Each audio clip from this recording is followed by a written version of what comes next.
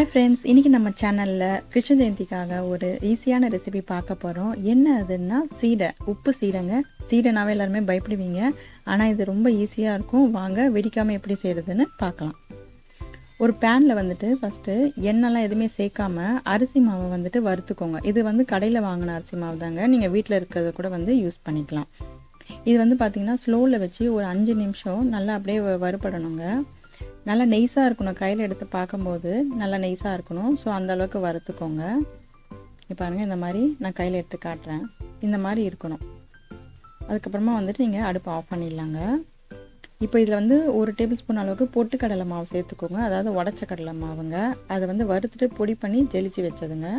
இப்போ இதை வந்து ரெண்டுத்தையும் ஜெலிச்சுட்டு ஒரு பவுலில் மாற்றிக்கோங்க. இதில் வந்து ரெட் சில்லி பவுட்ரு, ஜீரகம், அதுக்கப்புறமா பெருங்காயம், உப்பு இதெல்லாம் வந்து ஆட் பண்ணிக்கோங்க.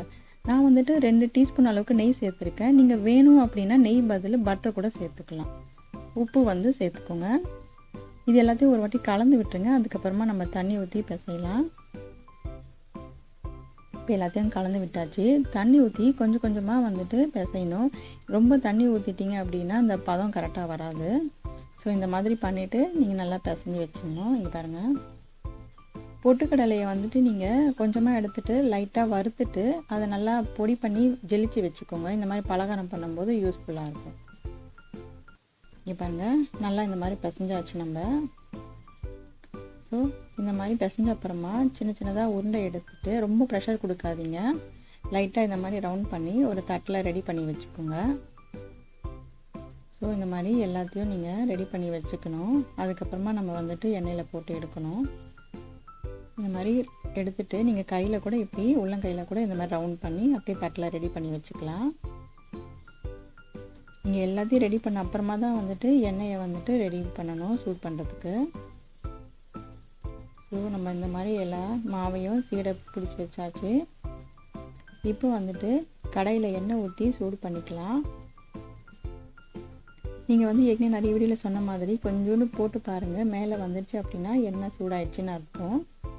ஸோ இப்போ வந்து நம்ம மொத்தமாக போடாமல் ஒரு 2-3 பேட்சாக போட்டு இந்த சீடையை பொரித்து எடுத்துடலாம். இந்த மாதிரி பபுள்ஸ் வரும் போடும்போது ஸ்லோவில் வச்சுக்கோங்க. அந்த பபுள்ஸ் அடங்கின பிறகு தான் நம்ம வந்து அந்த சீடையை எடுக்கணுங்க. ஸோ அப்போ தான் நல்லா வெந்து முறுமுறுப்பாக வரும். சீடைனாவே எல்லாருமே பயப்படுவாங்க வெடிக்கோன்ட்டு. ஆனால் இது வந்து ரொம்ப ஈஸியாக செஞ்சிடலாம். புதுசாக குக் பண்ணுறவங்க கூட இது வந்து ரொம்ப ஈஸியாக செஞ்சிடலாங்க. வெடிக்காமல் நல்லா கிறிஸ்பியாக இருக்கும். இப்போ பாருங்கள், இந்த கலரும் சேஞ்ச் ஆகிடுச்சு நல்லா ப்ரௌனாக. ஸோ இந்த கிருஷ்ண ஜெயந்திக்கு நீங்கள் இதை செஞ்சு என்ஜாய் பண்ணுங்கள். நல்லா ப்ரௌன் ஆகிடுச்சு. எண்ணெய் வடிச்சிட்டு எடுத்துடலாம் நம்ம. ஸோ சூப்பரான சீடை ரெடி.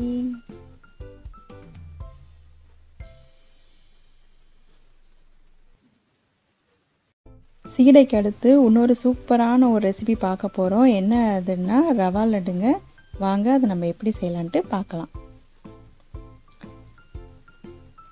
ஃபஸ்ட்டு வந்துட்டு ஒரு பவுலில் 1 கப் அளவுக்கு ரவை எடுத்துக்கோங்க. அதுக்கப்புறமா வந்து ஃப்ரெஷ் தேங்காய்ங்க துருவிட்டு ஒரு 1/2 கப் அளவுக்கு எடுத்துக்கோங்க. அதை இது ரெண்டுத்தையும் நல்லா கலந்து விட்டுட்டு ஒரு 2 ஹவர் அப்படியே விட்டுருங்க. அது நல்லா அது வந்து செட் ஆகிடும். அந்த தேங்காய் ரவெல்லாம் சேர்ந்துருக்கும் போது நல்லாயிருக்கும். இதை அப்படியே விட்டுருங்க. இதை ஒரு 2 ஹவருக்கு. ஒரு 2 ஹவர் கழித்து ஒரு பேனில் வந்துட்டு 1/4 கப் அளவுக்கு நெய் எடுத்துக்கோங்க. நெய் எடுத்துகிட்டு ஃபஸ்ட்டு வந்து முந்திரி, திராட்சையெல்லாம் நம்ம வறுத்து எடுத்துக்கலாம். முந்திரி வந்து நீங்கள் அப்படியே முழுசாக போட்டாலும் சரி, இல்லை இந்த மாதிரி உடச்சி போட்டாலும் சரிங்க, உங்கள் விருப்பம் தான் அது. இதை வந்து நல்லா பொன்னிறமாக வறுத்து எடுத்துக்கோங்க. ஸோ நல்லா ப்ரௌன் ஆகிடுச்சு. நம்ம வந்து நெய் வடிச்சிட்டு அதை எடுத்துடலாம். அதுக்கப்புறமா வந்து இந்த திராட்சையை போட்டு எடுத்துடலாம். திராட்சை வந்து நல்லா உப்பி வரும் இல்லையா? ஸோ அந்த மாதிரி ஆன பிறகு அதையும் நம்ம வந்து எடுத்துடலாம். இங்கே பாருங்கள், நல்லா உப்பிடுச்சு.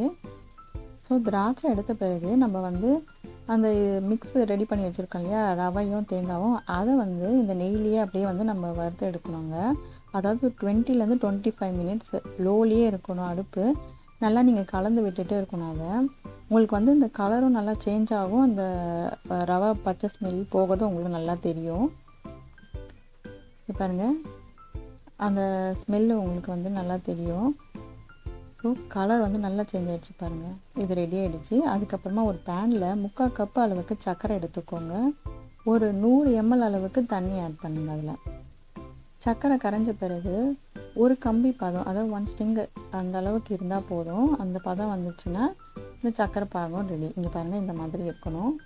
அதுக்கப்புறமா வந்துட்டு அடுப்பை ஆஃப் பண்ணிவிட்டு நம்ம அந்த ரவை மிக்ஸ் இருக்கு இல்லையா, அதை வந்து இதில் ஆட் பண்ணிடுங்க. அதை வந்து கலந்து விட்டுக்கோங்க. நல்லா கலந்து விட்டுட்டு நம்ம வறுத்து வச்சுருக்கோம் இல்லையா முந்திரி, திராட்சை, அதெல்லாம் இதில் வந்து ஆட் பண்ணிக்கோங்க.